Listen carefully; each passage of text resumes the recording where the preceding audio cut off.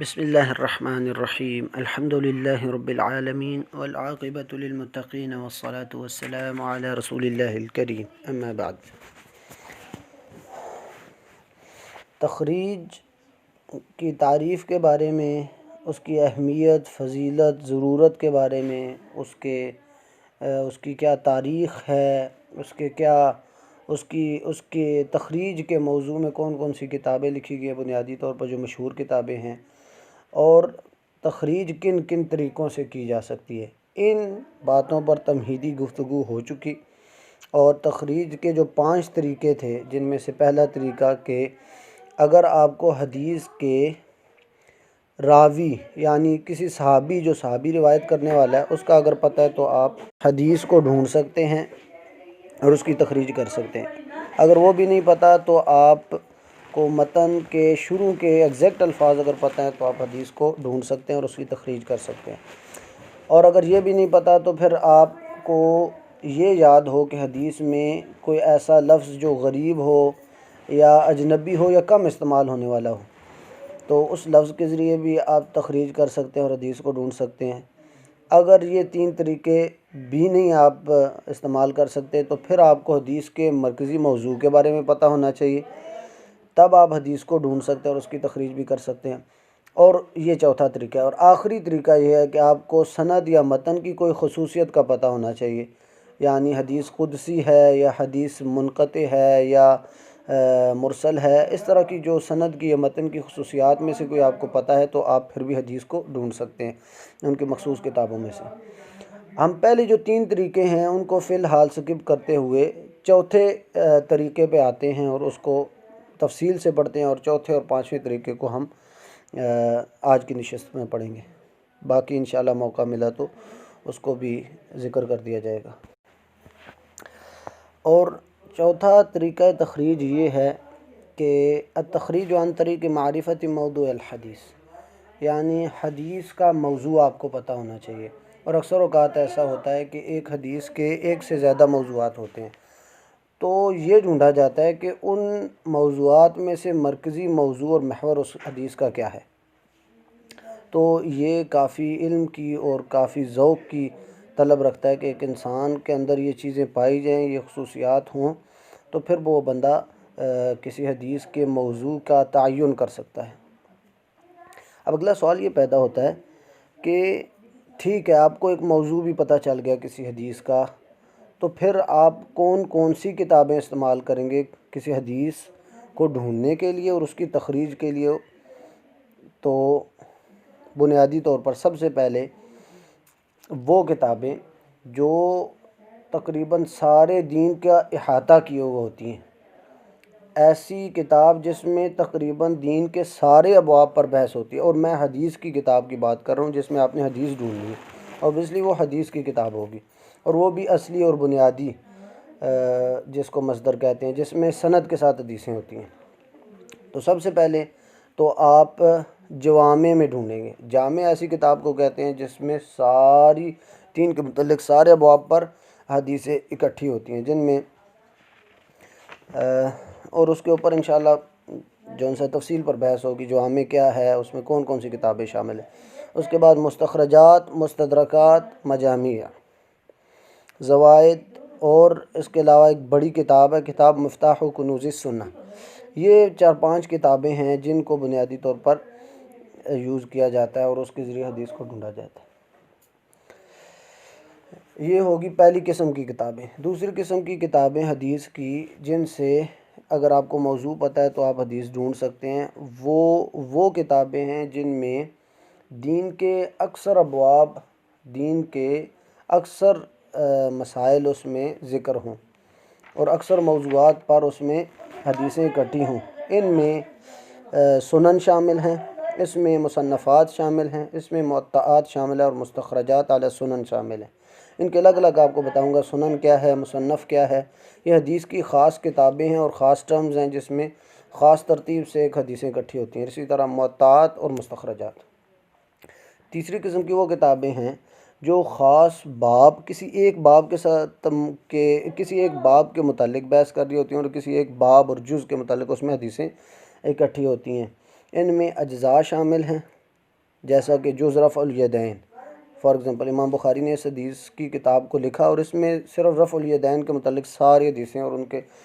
سندیں انہوں نے اکٹھی کی ہوئی ہیں۔ تو اگر آپ نے رفع الیدین کے متعلق حدیث ہے تو آپ اس کتاب کی طرف جائیں گے، یہ ایک مثال کے طور پر بتا رہا ہوں۔ اسی طرح ترغیب و ترہیب کی کتابیں ہو گئیں، زہد کی، فضائل کی، آداب کی، اخلاق کی، احکام کی، یعنی یہ ایسی کتابیں ہیں جو کہ آپ کو ایک موضوع کے متعلق بتائیں گی ساری ڈیٹیل اور اس کی حدیثیں۔ اسی طرح اس میں کتب التخریج بھی شامل ہیں اور شروح الحدیثیہ بھی شامل ہیں، اور اس کی ہر ایک اصطلاح پر مختصر سا اس کا جو تعارف ہے وہ پیش کیا جائے گا۔ ہر ایک قسم کی الگ الگ تفصیل بیان کی جائے گی، ہر اس میں جو کتابوں کی آپ کو نام بتائیں ہیں، یعنی کتابوں کی قسمیں، ان کی مختصر سا تعارف سا ہوگا کہ آپ کو پتہ چل جائے گا یہ فلاں قسم کی کتابیں ہیں اور اس میں فلاں قسم کے ابواب پائے جائیں گے جس میں آپ حدیث کو ڈھونڈ سکتے ہیں۔ سب سے پہلے آئی تھی وہ قسم جس میں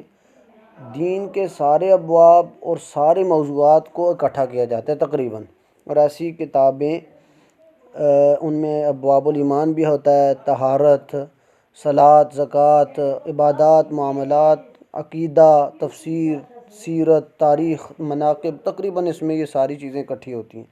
یعنی دین کا ایک احاطہ کیا ہوا ہوتا ہے۔ ان میں سے جوامع ہیں، سب سے پہلے جوامع جامع کی جمع ہے، یعنی ایسی کتاب جو دین کے تقریباً سارے ابواب پر محیط ہو۔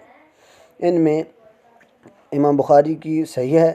اور امام مسلم کی صحیح ہے، اسی طرح آپ کہہ سکتے ہیں جامع ترمذی ہے، اور اس کے علاوہ دیگر کتابیں۔ یہ کتابیں ایسی ہیں جو کہ دین کے اکثر ابواب، بلکہ اکثر نہیں، دین کے سارے ابواب کو اپنے اندر سموئے ہوئے ہوتی ہے، اور اس میں آپ کو اگر کوئی موضوع آپ کو پتہ چل گیا تو آپ ان کتابوں میں جا کے ان کی فہرست پہلے ڈھونڈ لیں اور اس میں سے اس موضوع کے متعلق آپ اس موضوع کو نکال لیں، اور اس موضوع کے نیچے جو ابواب ہوں گے اس میں آپ اپنی حدیث کو ڈھونڈ سکتے ہیں۔ اس کے بعد اسی قسم میں اگلی کتابیں ہوتی یا اگلی جو مصطلح ہے وہ ہے مستخرجات علی الجوامع، یعنی ایسی کتابیں جو کہ مستخرج کی گئی ہیں کسی جوامع پہ، جامع یعنی امام بخاری جس سند سے ایک حدیث کو روایت کر رہے ہیں، یہ جو مستخرج والا ہے، یہ جو مصنف ہیں وہ کیا کرتے ہیں کہ امام بخاری سے حدیث نہیں لیتے، امام بخاری کے استاد سے حدیث لیتے ہیں، یعنی اپنی سند سے وہ حدیث کو روایت کرتے ہیں اور وہ پوری کتاب میں وہی حدیثیں لاتے ہیں جو امام بخاری نے لائی ہیں یا جس کتاب پر وہ مستخرج بنا رہا ہے، یعنی اس میں وہ ساری حدیثیں وہ اپنی سند سے لے کے آتا ہے، لیکن وہ امام بخاری سے نہیں لیتا بلکہ امام بخاری کے شیوخ سے لیتا ہے جس امام بخاری نے لی ہوتی ہیں، تو اس کو کہا جاتا ہے مستخرج۔ ایک طرح کی ڈبل سندیں ہو جاتی ہیں، تو یہ بھی پچھلی حدیث اور پچھلی کتب حدیث کے متعلق ہی ہوتی ہیں، یعنی جو کچھ ادھر سے ملے گا آپ کو ادھر سے بھی ملے گا، یعنی جو امام بخاری کی حدیث میں کتب میں ہوگا وہ اس مستخرجات میں بھی ہوگا، البتہ یہ کہ اس میں سند جو ہے وہ اس کی اپنی ہوگی مصنف کی۔ اب مستخرجات مختلف کتابوں پہ لکھی گئی ہیں، جیسا کہ امام اسماعیلی نے امام بخاری کی کتاب پر مستخرج بنائی، یعنی انہی کی شیوخ سے لے کے سندیں اکٹھی کی ہیں اور وہی حدیثیں لی ہیں۔ اسی طرح امام غطریفی نے اور امام ابن ابی زحل نے، ان سب نے امام بخاری کی جو کتاب ہے اس پر مستخرج لکھا ہے، یعنی ان ہی کے شیوخ سے لے کر حدیثیں اکٹھی کی ہیں اور وہی کی ہیں جو امام بخاری نے اپنی صحیح میں اکٹھی کی ہیں۔ اسی طرح امام مسلم کی کتاب ہے اس پر بھی مستخرجات ہیں، جیسے مستخرج ابو عوانہ، اور اس کے علاوہ دیگر ہیں، اور اسی طرح اس کے علاوہ کتب پہ بھی مستخرجات لکھی گئی ہیں، اس کی آگے ڈیٹیل آئے گی، مستخرجات علی السنن، وہ بات کا چیپٹر ہے۔ اس کے بعد تیسری قسم کی وہ کتابیں ہیں جن سے آپ کسی حدیث کو ڈھونڈ سکتے ہیں اور اس کی تخریج کر سکتے ہیں، وہ ہے مستدرکات علی الجوامع، یعنی بنیادی طور پر جوامع کی بحث چل رہی ہے اور اسی کے متعلق جو حدیثیں کتابیں ہیں ان کے اندر آپ بحث کر رہے ہیں۔ اب یہ مستدرک جو ہوتی ہے بنیادی طور پر جامع کتاب پر ہوتی ہے۔ اب مستدرک کہتے کسے ہیں؟ یعنی ایسی کتاب جس میں وہ حدیثیں اکٹھی کی جائیں جو کسی مصنف کی شرط پہ ہوں لیکن وہ اس کو نہ لے۔ مثال کے طور پر امام بخاری کی اپنی ایک شرط ہے کہ وہ ان سے کوئی حدیث جو روایت ہو رہی ہو وہ دونوں راویوں کے درمیان اتصال کے لیے ان کا ثبوت اللقاء جو ہے اس کو شرط اور لازم اپنے آپ پر سمجھتے ہیں کہ دونوں کا آپس میں ملاقات کا ثبوت ہونا چاہیے دونوں راویوں کا۔ اب یہ شرط جو ہے اس شرط پہ کوئی حدیث اترے گی اور اس کے علاوہ جو دیگر شرطیں تو پھر امام بخاری ان کی حدیث کو لیں گے۔ لیکن بعض اوقات ایسی حدیثیں ہوتی ہیں جس کو کہا جائے کہ امام بخاری کی شرط پہ تو ہیں لیکن انہوں نے اپنی صحیح میں ذکر نہیں کی، تو ایک مصنف آتے ہیں پھر وہ کیا کرتے ہیں کہ امام بخاری کی ہی شرط پہ جو حدیثیں ہیں جو انہوں نے اپنی کتاب میں نہیں لی لیکن ان کی شرط پہ تھی ان کو ایک کتاب میں اکٹھی کر دیتے ہیں، اس کتاب کو کہا جاتا ہے مستدرک۔ البتہ یہ کتابیں جو مستدرک ہوتی ہیں ان کے اور مستخرجات ہوتی ہیں ان کے صحیح ہونے کا کوئی التزام نہیں ہوتا، بلکہ ان کی سند کی بحث کی جاتی ہے اور اس کی سند کو دیکھا جاتا ہے کہ وہ صحیح ہے یا ضعیف ہے یا حسن ہے۔ تو یہ کتابیں ہیں مستدرک، اور یہ مجامی سارے جوامع پہ ہوتی ہیں، یعنی مستدرک اعلیٰ صحیح بخاری بھی ہو سکتا ہے، مستدرک اعلیٰ مسلم بھی ہو سکتا ہے، اور ایک مشہور کتاب ہے مستدرک الحاکم، یہ صحیح بخاری اور مسلم دونوں پر مستخرج ہے، یعنی جو حدیثیں امام بخاری اور مسلم دونوں کی شرطوں پہ تھی اور انہوں نے اپنی کتابوں میں نہیں لی، انہوں نے اپنی کتاب میں جمع کر دی ہیں وہ حدیثیں، تو ان کی کتاب کو کہا جاتا ہے مستدرک الحاکم۔ اب چوتھی قسم کی وہ حدیث کی کتابیں ہیں جن کو مجامی کہا جاتا ہے۔ مجامی بنیادی طور پر مجمع کی جمع ہے۔ مجمع حدیث کی وہ کتاب ہوتی ہے جس میں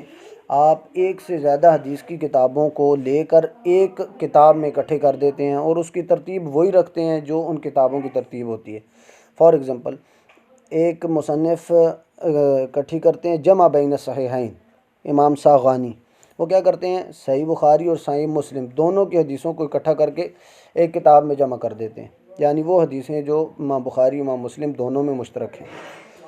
تو ان کو ایک کتاب میں اکٹھی کرتے ہیں، اس کتاب کا نام ہے مجمع اور اس کی جمع ہے مجامی۔ تو اس قسم کی کتابوں میں آپ جو ہے اپنی حدیث کو ڈھونڈ سکتے ہیں، یہ بھی اس میں آپشن ہے۔ اس کے بعد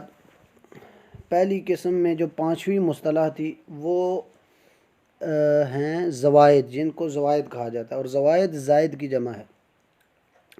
یعنی زوائد سے مراد وہ کتابیں ہیں حدیث کی جس میں کوئی ایسی کتاب ہو جس میں باقیوں سے زیادہ حدیثیں ہوں، باقیوں کے علاوہ حدیثیں ہوں، صحیح اصطلاح میں یا صحیح معنی میں باقیوں سے زیادہ باقیوں کے علاوہ حدیثیں ہوں۔ فار ایگزامپل ایک حدیث کی کتاب ہے جس کو جمع کیا گیا ہے، اس کا نام ہے مصباح الزجاجۃ فی زوائد ابن ماجہ۔ اس حدیث میں سنن ابن ماجہ کی وہ حدیثیں اکٹھی کی گئی ہیں جو کتب الستہ کی باقی 5 کتابوں میں نہیں ہے، یعنی امام بخاری میں بھی نہیں ہے، امام مسلم میں بھی نہیں ہے، ابو داؤد میں بھی نہیں ہے، نسائی میں بھی نہیں ہے اور ترمذی میں بھی نہیں ہے، یعنی ان 5 کتابوں میں وہ نہیں ہے، صرف ابن ماجہ میں وہ حدیثیں ہیں، تو ان کو کہا جاتا ہے زوائد۔ تو ایسی کتابوں کو اکٹھا کیا، ایسی حدیث کو ایک کتاب میں اگر اکٹھا کر دیا جائے تو اس کو کہا جاتا ہے زوائد یا زائد۔ اور اس طرح کی بھی حدیث کی کتابیں لکھی گئی ہیں، ان میں بھی آپ سرچ کر سکتے ہیں اس حدیث کو۔ اور پہلی قسم میں جو آخری قسم کی کتاب ہے اس کا نام ہے کتاب و مفتاح کنوز السنہ۔ یہ ایک بڑی کتاب ہے جس میں بہت ساری کتابوں کو جمع کیا گیا، اور بنیادی طور پر یہ ایک کتاب مستشرق نے لکھی ہے، یعنی غیر مسلم، اس کا نام تھا آرنلڈ جان فینسک۔ یہ کتاب بنیادی طور پر 14 حدیث کی کتابوں کو جمع کر کے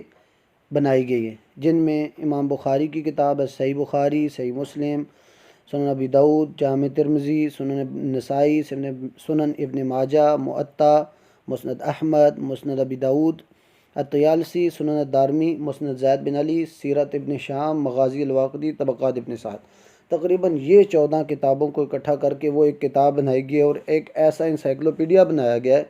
جس میں آپ ان 14 کتابوں میں کوئی بھی اگر آپ کو حدیث چاہیے تو وہ آپ کو مل سکتی ہے۔ شرط یہ ہے کہ آپ کو موضوع کے متعلق پتہ ہونا چاہیے کہ یہ فلاں موضوع ہے۔ یہ کتاب بنیادی طور پر معانی اور علمی مسائل اور تاریخی جو واقعات ہیں اس پر اس کو بنایا گیا اور ترتیب دیا گیا، اور ہر ایک معنی اور ترجمہ کو، یعنی ہر ایک مسئلے کے متعلق اس کے موضوعات بنائیں گے، اور موضوعات کو ترتیب دیا گیا حروف معجم پر، یعنی موضوعات کی ترتیب جو ہے یعنی الف با سے ہے، یعنی کوئی الف سے اللہ کے متعلق مسائل ہیں تو وہ الف میں مل جائیں گے، بسم اللہ کے متعلق مسائل ہیں یا دیگر ہیں تو با میں مل جائیں گے، تو ان کی ترتیب الف با تا والی ہے۔ تو یہ کتاب اس لحاظ سے بھی بہت ہی مفید ہے، جس سے آپ کو حدیث کا اگر موضوع پتہ ہے تو آپ حدیث کو ڈھونڈ سکتے ہیں۔ یہ تو وہ 5 قسم کی کتابیں تھیں یا 5 قسم کی مصطلحات کتب تھیں جن سے آپ حدیث کو ڈھونڈ سکتے ہیں اور اس کی تخریج بھی کر سکتے ہیں، اور یہ وہ کتابیں ہیں جو تقریباً دین کے معظم ابواب یا تقریباً سارے ابواب کا احاطہ کیے ہوئے ہے اور دین کے سارے موضوعات کو اپنے اندر سموئے ہوئے ہیں۔ دوسری قسم کی وہ کتابیں ہیں حدیث کی جو تقریباً دین کے اکثر ابواب، دین کے اکثر مسائل اور موضوعات کو اپنے اندر سموئی ہوتی ہے، اور اس میں تقریباً دین کے اکثر ابواب جمع ہوتے ہیں اور اس کے اکثر مسائل اور موضوعات آپ کو مل جائیں گے۔ یہ بنیادی طور پر سنن، اس میں سنن شامل ہیں، مصنفات شامل ہیں، معطات شامل ہیں اور مستخرجات علی السنن شامل ہیں، اور چاروں کی میں الگ الگ آپ کو بتاؤں گا کہ ان کی کیا ڈیفینیشن ہے اور وہ کس قسم کی کتابیں ہیں۔ اور یہ بنیادی طور پر وہ کتابیں ہیں جو کہ ابواب الفقہیہ پر ان کی ترتیب ہے، یعنی ان کی فقہی ترتیب ہوتی ہے، ایک فقہ کے مسائل اس میں ڈسکس ہوتے ہیں، لیکن یہ حدیث پر مبنی ہوتی ہیں۔ پہلی قسم کی حدیث کی کتابوں کا نام ہے سنن۔ سنن یہ سنت کی جمع ہے، لیکن ان کتابوں کے نام ہی سنن ہوتا ہے، جیسے سنن ابو داؤد، سنن نسائی، سنن ترمذی، سنن ابن ماجہ، اس کے علاوہ دیگر کتب جو ہیں۔ سنن سے مراد وہ کتاب ہے جس میں حدیث فقہی ابواب کی ترتیب سے ہوں، اور دوسری شرط یہ کہ اس میں وہ احادیث جمع ہوتی ہیں جو صرف مرفوع ہوتی ہیں، یعنی اللہ کے نبی صلی اللہ علیہ وسلم سے منسوب جو حدیثیں ہوتی ہیں۔ اس کے علاوہ صحابہ کے اقوال، تابعین کے اقوال وغیرہ کچھ بھی نہیں اس میں ہوتے، الا یہ کہ قلیل کہیں کسی مصنف نے کوئی 1-2 اقوال ذکر کر دی ہوں، الا ورنہ اس میں موجود نہیں ہوتی۔ تو سنن وہ کتابیں ہیں جن کی ترتیب ابواب فقہیہ پہ ہوتی ہیں، یعنی فقہی مسائل اور موضوعات جو ہیں وہ اپنی ترتیب، ان کی خاص ترتیب ہوتی ہے، اس کے تحت انہوں نے جمع کیے ہوتے ہیں، اور اس میں صرف مرفوع حدیثیں ہوتی ہیں اللہ کے نبی کریم صلی اللہ علیہ وسلم سے منسوب۔ اور اس قسم میں دوسری مصطلح یا دوسری قسم کی کتابیں وہ ہیں جن کو مصنفات کہا جاتا ہے۔ مصنف ایسی کتاب کو کہا جاتا ہے جس میں حدیث تو ہوتی وہی ابواب فقہیہ پہ ان کی ترتیب ہوتی ہے، یعنی فقہی مسائل کے جو ابواب ہیں ان کی جو اپنی ترتیب ہوتی ہے، یعنی پہلے کتاب الطہارہ، کتاب الصلاۃ، کتاب الزکوٰۃ، اس طرح مطلب ان کی اپنی ایک ترتیب ہے، اس ترتیب کے تحت ان کی ترتیب ہوتی ہے۔ البتہ یہ کہ جس طرح سنن میں ہوتا ہے کہ اس میں صرف مرفوع حدیثیں ہوتی ہیں، یعنی نبی کریم صلی اللہ علیہ وسلم کے اقوال ہوتے ہیں۔ البتہ اس مصنف میں کیا ہوتا ہے کہ اس میں ترتیب تو وہی ابواب فقہیہ والی ہوتی ہے، لیکن اس میں حدیثیں مرفوعہ بھی ہوتی ہیں، موقوفہ بھی ہوتی ہیں، مقطوعہ بھی ہوتی ہیں، یعنی اس حدیث میں اقوال النبی صلی اللہ علیہ وسلم بھی ہوتی ہیں، اقوال صحابہ رضوان اللہ علیہم اجمعین بھی ہوتی ہیں، اور اقوال تابعین بھی اس میں جمع ہوتے ہیں۔ اور مصنفات میں مصنف ابن ابی شیبہ کا آپ نے نام سنا ہوگا، مصنف عبد الرزاق، مصنف بقی ابن مخلد، اور اس کے علاوہ دیگر جو مصنف کی کتابیں ہیں جن کو مصنفات کہا جاتا ہے۔ اور تیسری قسم کی کتابیں ہیں جن کو معطات کہا جاتا ہے، اور معطات معطا کی جمع ہے۔ معطا کا مطلب ہوتا ہے کسی چیز کو آسان بنانا، مہیا بنانا۔ اب معطا سے مراد حدیث کی وہ کتاب ہے جو ابواب فقہیہ بھی اس کی ترتیب ہو، یعنی سنن کی بھی وہی ترتیب ہے، مصنف کی بھی وہی ترتیب ہے، اور معطا کی بھی وہی ترتیب ہے۔ البتہ مصنف میں اور معطا میں دونوں میں حدیثیں مرفوعہ بھی ہوتی ہیں، موقوفہ بھی ہوتی ہیں، مقطوعہ بھی ہوتی ہیں، یعنی نبی کریم صلی اللہ علیہ وسلم کے اقوال بھی ہوتے ہیں، صحابہ کے بھی اور تابعین کے بھی۔ تو مصنف اور معطا دونوں تقریباً ایک قسم کی ہی کتابیں ہیں، بس نام آپ کہہ سکتے ہیں مختلف ہے۔ اور معطا میں سب سے مشہور کتاب موطا امام مالک کی ہے، اس کے علاوہ دیگر کتابیں بھی ہیں، موطا ابن ابی ذئب، اس کے علاوہ موطا ابن محمد عبداللہ بن محمد المروزی کی ہے، اور اس کے علاوہ دیگر موطاات بھی لکھی گئیں، لیکن سب سے مشہور جو موطا کی کتاب ہے وہ موطا امام مالک کی ہے۔ اور دوسری قسم میں جو چوتھی مصطلح ہے وہ ہے مستخرجات علی السنن، یعنی مستخرجات پہلی قسم میں بھی گزر گیا، اور دوسری قسم میں بھی مستخرجات علی السنن، وہ مستخرجات علی الجامع تھا، یعنی ایسی کسی سنن کی کتاب میں، یعنی سنن ابن ابو داؤد کی کتاب ہو، اب سنن ترمذی کی ہو، سنن نسائی کی ہو، تو اس پر یہ مستخرج لکھی جاتی ہے، اور یہ وہ کتاب ہے جس میں مصنف شیخ کے استاد کے پاس جا کے حدیث لیتا ہے اور اپنی سند کے ساتھ ایک کتاب لکھ دیتا ہے، یعنی امام نسائی کے اوپر مستخرج لکھتا ہے، یعنی مستخرج علی النسائی، تو وہ کیا کرتا ہے، وہ امام نسائی سے حدیث نہیں لیتا بلکہ امام نسائی کے شیوخ کے پاس جاتا ہے، اور وہ ساری حدیثیں جو امام نسائی نے اکٹھی کی ہیں یہ ان کے شیوخ سے اکٹھی کر کے تو اس پر مستخرج لکھ دیتا ہے۔ تو یہ دوسری قسم کی حدیث میں یہ 4 مصطلح ہیں، اور اس قسم کی کتابیں جس سے آپ حدیث کو ڈھونڈ سکتے ہیں۔ تو یہ 2 قسم کی حدیثیں ہم نے پڑھ لیں، اور 2 قسم کی جو کتب ہیں وہ ہم نے پڑھ لیں، یعنی پہلی قسم میں وہ کتابیں جو سارے دین کا احاطہ کی ہوئی ہوتی ہیں، اور دوسری قسم میں وہ حدیثیں جو اکثر ابواب دین جس میں ابواب فقہیہ ہوتے ہیں وہ ذکر ہوتی ہیں حدیثیں۔ تیسری قسم کی وہ حدیثیں ہیں جن کو ابھی ہم ڈیٹیل سے پڑھیں گے کہ کون کون سی اس میں کتابیں آتی ہیں، وہ کتابیں تیسری قسم میں شامل ہیں جس میں دین کے کسی ایک باب، کسی ایک موضوع یا کسی ایک امر کے متعلق حدیثوں کو اکٹھا کیا جاتا ہے۔ مثلا سب سے پہلے اس میں آتے ہیں اجزاء، اور اجزاء جز کی جمع ہے۔ جز سے مراد اس کتاب، چھوٹی کتاب کو کہا جاتا ہے جس میں کسی ایک صحابی سے مروی حدیثیں اکٹھی کی جائیں یا کسی ایک موضوع کے متعلق حدیثیں اکٹھی کی جائیں۔ مثلا کہا جائے کہ جزء ما رواہ ابی حنیفہ عن الصحابہ، یعنی یہ وہ جز ہے جس میں ابو حنیفہ نے جو حدیثیں روایت کی ہیں صحابہ سے وہ ساری کی ساری انہوں نے اکٹھی کر دی ایک کتاب میں، اس کو بھی جز کہا جاتا ہے۔ اور جز اس کو بھی کہا جاتا ہے جس میں کسی ایک موضوع کے متعلق حدیث کو اکٹھا کیا جاتا ہے، جیسا کہ امام بخاری کی ہے جزء رفع الیدین فی الصلاۃ، اسی طرح جزء القراءۃ خلف الامام، یہ بھی امام بخاری کی حدیث ہے۔ اس میں وہ ساری حدیثیں اکٹھی ہیں جو قراءت خلف الامام کے متعلق ہیں، اور اس کی سندیں بھی اکٹھی ہیں۔ تو اگر آپ کا موضوع اس متعلق ہے تو آپ حدیث اکٹھی کر سکتے ہیں، اور اس کے علاوہ دیگر موضوعات، یہ تو آپ کے سامنے ایک مثال کے طور پر امام بخاری کی 2 کتابوں کے نام ذکر کیے، اس کے علاوہ دیگر موضوعات پر بھی اجزاء لکھے گئے ہیں۔ دوسری قسم کی اس میں وہ کتابیں ہیں جو ترغیب اور ترہیب پر مبنی ہوتی ہیں، یعنی دین کے کسی معامرے یا کسی امر کی شوق پیدا کرنے کے لیے یا کسی معاملے سے ڈرانے کے لیے حدیث اس میں اکٹھی ہوتی ہیں، اور اس میں اپنی سند سے انہوں نے حدیثیں اکٹھی کی ہوئی ہوتی ہیں، یا یہ بھی ہو سکتا ہے کہ سند کے بغیر حدیثیں اس میں اکٹھی کی ہوں۔ لیکن اگر آپ کو پتہ ہے کہ وہ حدیث کسی چیز سے ڈرانے کے لیے ہے یا کسی معاملے کا شوق دلانے کے لیے، یعنی ترغیب یا ترہیب کے لیے ہے، تو آپ ایسی کتابوں کی طرف رجوع کر سکتے ہیں۔ تیسری قسم میں وہ کتابیں شامل ہیں جو زہد کے متعلق ہیں، فضائل، کسی کے فضائل کے متعلق ہیں، کسی کے آداب کے متعلق ہیں، کسی اخلاق کے متعلق ہیں۔ اگر ان 4 چیزوں میں سے کسی باب کے متعلق، کسی موضوع کے متعلق ہیں تو ان موضوعات میں خاص کتابیں لکھی گئیں، جیسے کتاب ذم الغیبہ، کتاب ذم الحسد، یعنی حسد کی مذمت میں کوئی حدیث ہے تو اس کی خاص کتابیں ہیں، غیبت کی مذمت میں کوئی حدیث ہے تو آپ ان کی خاص کتابوں میں دیکھ سکتے ہیں۔ اسی طرح اخلاق النبی کے متعلق ہے تو آپ ان کی خاص کتابوں میں دیکھ سکتے ہیں۔ زہد اور دنیا سے بے رغبتی کے متعلق ہیں، ذکر اور دعا کے متعلق ہیں تو ان کی خاص کتابوں میں جا کر آپ حدیثوں کو ڈھونڈ سکتے ہیں۔ اس کے علاوہ قرآن کے فضائل، صحابہ کے فضائل، تو اگر وہ حدیث ان فضائل کے متعلق ہے تو آپ ان کی خاص کتابوں میں جا کے حدیث کو ڈھونڈ سکتے ہیں۔ چوتھی قسم کی کتابیں ہیں احکام پر مبنی ہیں، جو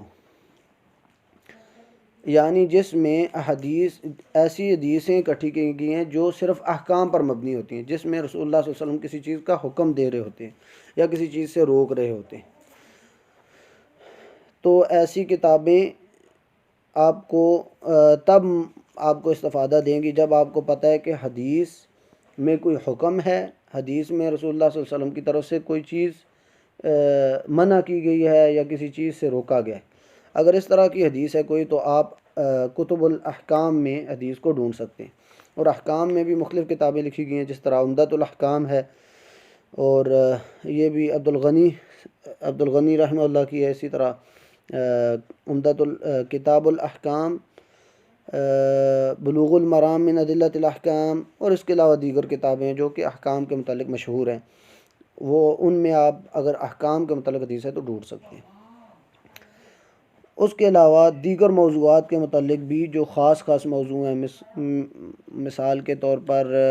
اللہ تعالیٰ کے اسماء و صفات کے متعلق ہے، عقیدے کے متعلق ہے، فتنے اور ملاحم کے متعلق ہے، جہاد کے متعلق، خاص موضوعات کے متعلق اگر کوئی آپ کو پتہ ہے کہ وہ حدیث ہے تو آپ ان میں ہر موضوع میں الگ سے خاص کتابیں لکھی گئی ہیں اور ان میں حدیثیں اکٹھی کی گئی ہیں، آپ ادھر سے اس حدیث کو ڈھونڈ سکتے ہیں، اس کی تخریج کو بھی کر سکتے ہیں۔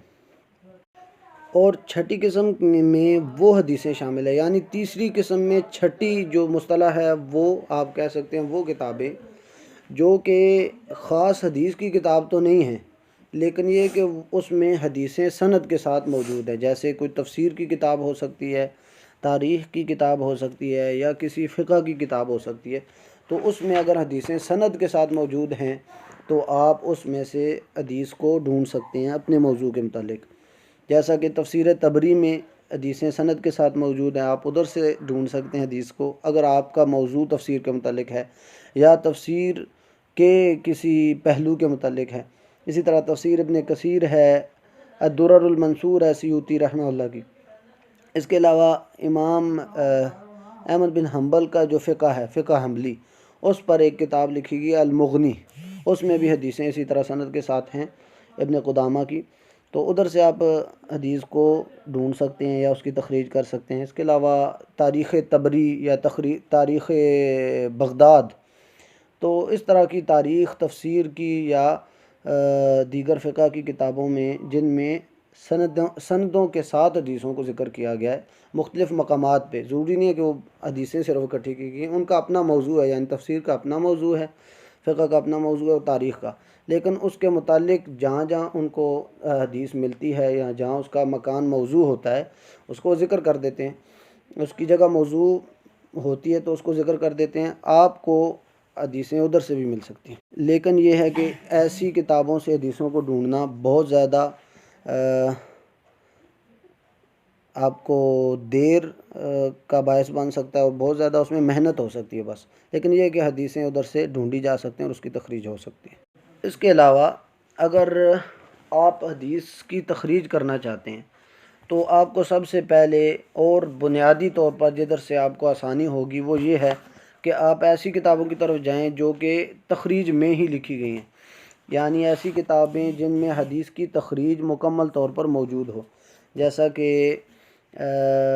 امام زمخشری کی ایک تفسیر کی کتاب ہے الکشاف، جس کے اوپر ہم نے بنیادی بحث پچھلی نشست میں کر لی تھی